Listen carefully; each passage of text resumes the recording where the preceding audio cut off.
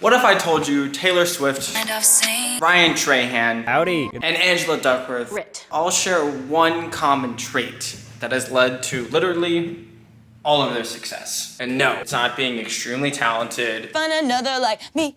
turning a penny into, well, $1 million. No, it's something that you, yes, I'm talking to you, can implement right now, as in today. It's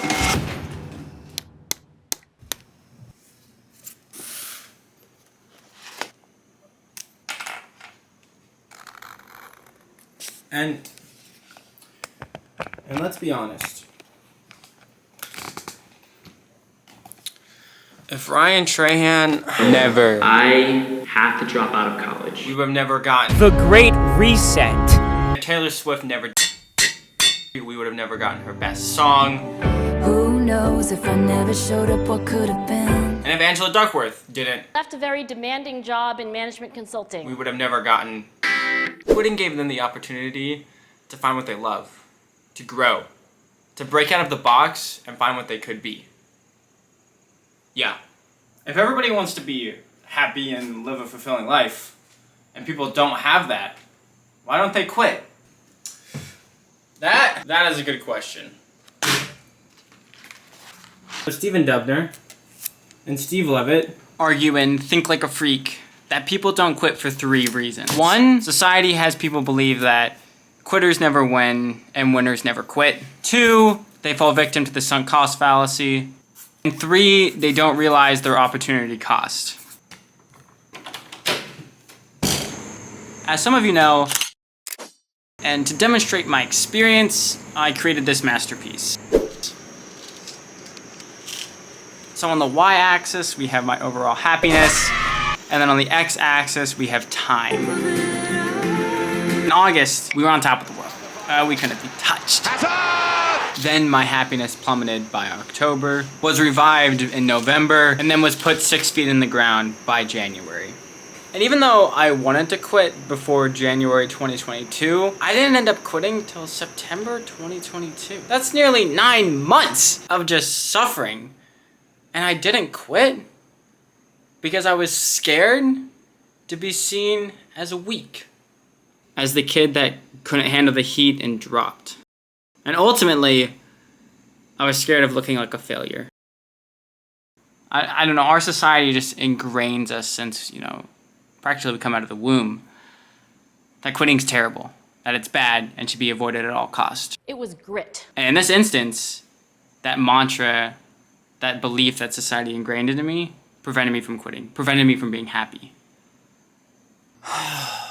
I fell victim to the sunk cost fallacy. Like a lot of college athletes, I had been playing my sport since I could walk practically. So when I found myself in, a situation that didn't really help my mental health and actually deteriorated it, I just told myself, hey, you've already been playing this sport for 14, 15 years, you might as well see it out. And that's what I would use to rationalize my bad situation. Be like, hey, I've already spent all this money, I spent all of this time, I might as well see it out. And that further kept me in my cage, my box, from quitting. Because if I quit, you lose all that investment. And nobody likes losing things.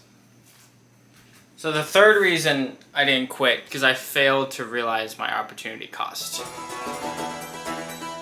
I didn't realize what I was giving up to go to soccer and be sad.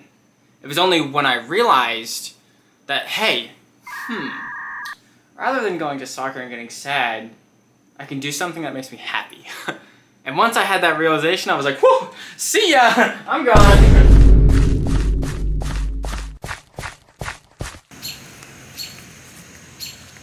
And my tipping point, what eventually made me and allowed me to quit soccer, was this book. I kid you not. It organized my thoughts in such a way that I realized, well, 1, quitting isn't bad. 2, I was making decisions based on what I've already invested into this sport and not how I was currently feeling, which was terrible. And C, it made me realize the opportunity cost. Not only was I going to an activity that made me sad, I was giving up an activity such as running that brought me joy. And that's what I want this video to be. I want people to realize quitting isn't bad.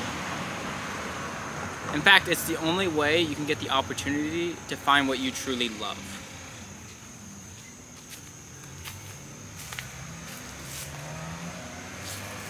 Don't get me wrong.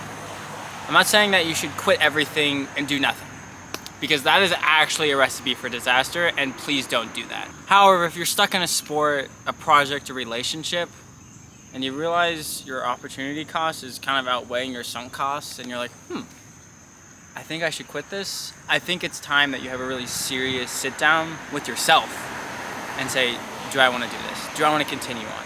Because personally, when I hit that point and I thought about it, I made one of the greatest decisions of my life and quit soccer. And that gave me the opportunity to find the people and the sport that I love. And I couldn't have done it without quitting. So, go get out there, go quit something responsibly. I'm gonna get out of here because I'm getting bit by a million mosquitoes. See ya.